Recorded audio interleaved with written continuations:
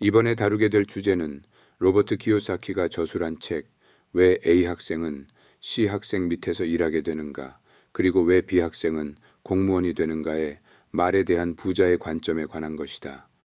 아인슈타인이 말하길 교육이란 학교에서 배웠던 것을 다 잊은 후에 남은 무언가라고 한다.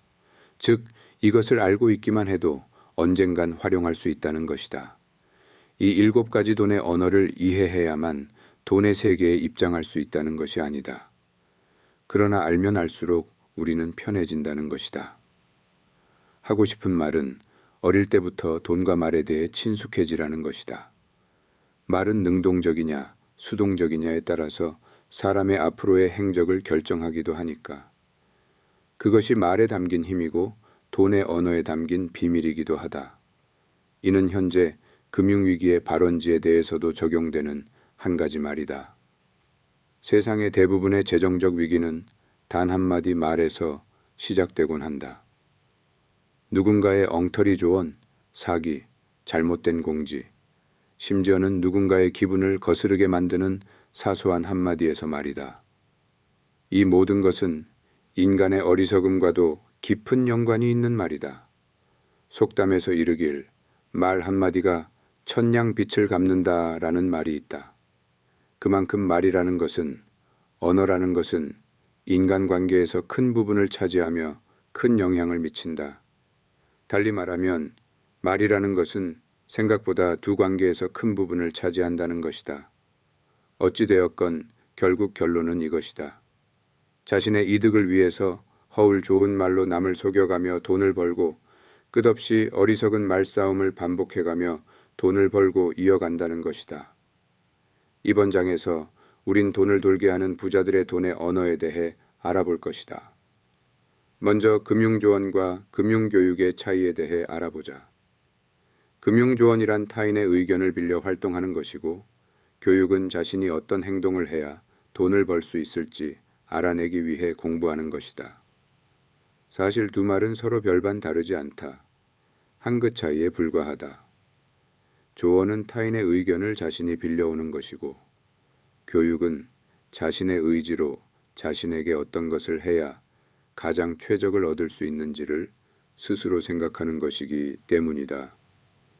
스스로 생각하지 않고 남의 힘을 빌려 벌어온 돈이 어떻게 될지는 자신 스스로도 잘 알 것이다.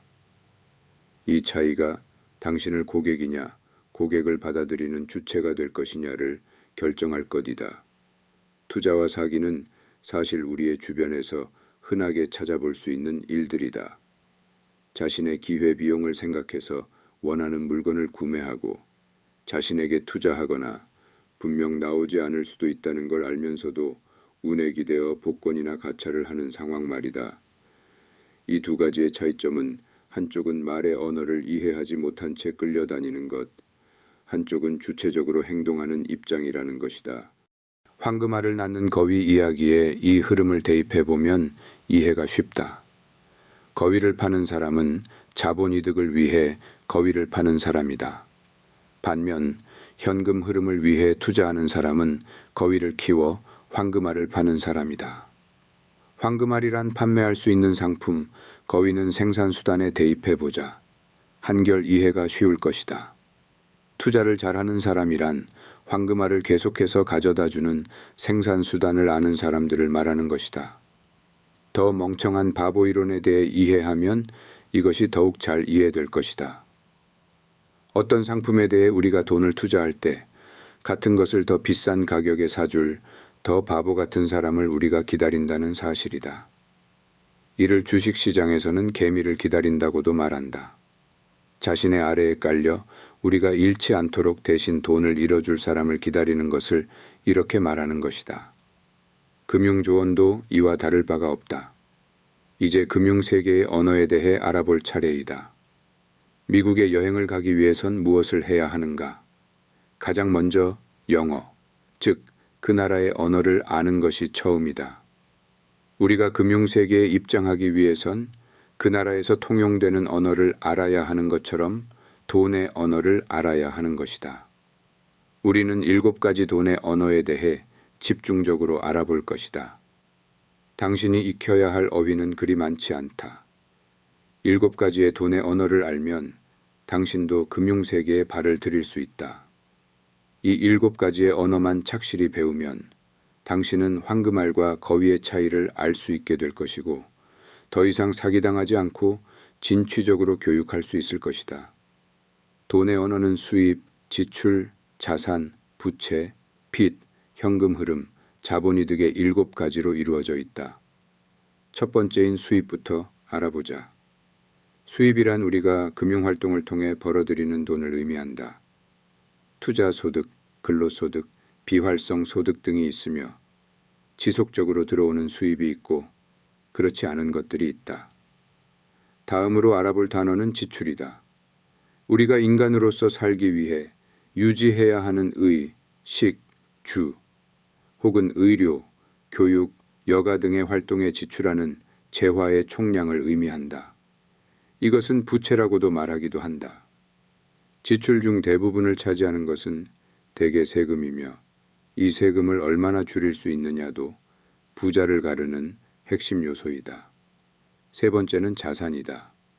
지속적으로 수입을 제공하는 고정적인 요소를 뜻한다. 수입 중 비활성 소득의 종류는 크게 4가지가 있다. 첫 번째로 사업체는 구글, 애플, 삼성 등 기업 또는 회사를 뜻한다. 두 번째는 부동산이다. 집과 아파트, 토지 등의 자산이 이에 속한다. 지속적인 관리가 필요하다. 세 번째, 종이 자산이다. 주식이나 펀드, 채권이 이에 속한다. 네 번째는 실물 상품들이다. 석유, 금, 다이아, 은 등이 속한다. 네 번째는 부채이다. 대출, 빚, 할부금 등 정기적으로 소모되는 지출을 말한다. 이들은 대개 돈을 잃게 만드는 부채가 많지만 일부 사람들은 돈을 버는 부채를 얻곤 한다.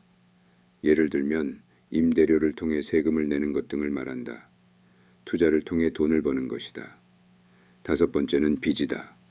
빚은 부채가 될 수도 있고 자산도 될 수 있는데 빌려주는 주체냐, 빌리는 객체냐에 따라서 달라진다. 일정 수준의 이윤을 대가로 돌려받기로 한 자산 혹은 부채가 이에 속한다. 여섯 번째는 현금 흐름이다. 이전에도 강조했던 단어 중 하나인데 이 2가지 단어가 금융용어 중 가장 중요하기 때문이다. 수입이 발생한 시점에서 지출되어 빠져나가기까지를 도식화한 그래프 등을 말한다. 이것을 현금이 흘러간다고 말하며 이것을 잘 알아야만 자산과 부채를, 수입과 지출을 제대로 이해할 수 있다. 자산과 외부 요인에서 수입이 발생하고 부채로 이어져 해결된 후 지출에서 끝나는 것이 기본인 셈이다. 마지막은 자본이득이다. 자산의 가치가 올라갈 때 부가적으로 발생하는 이윤을 말한다. 금을 구매하였을 때와 판매하였을 때 가격이 $5 상승하였다고 할 때 $5가 자본이득인 셈이다. 이 외에도 주식의 가격 상승 등이 있다. 이는 현금 흐름을 강화시키는 주요 수단으로서 작동하기도 하며 세금을 증가시키는 요인이 되기도 한다.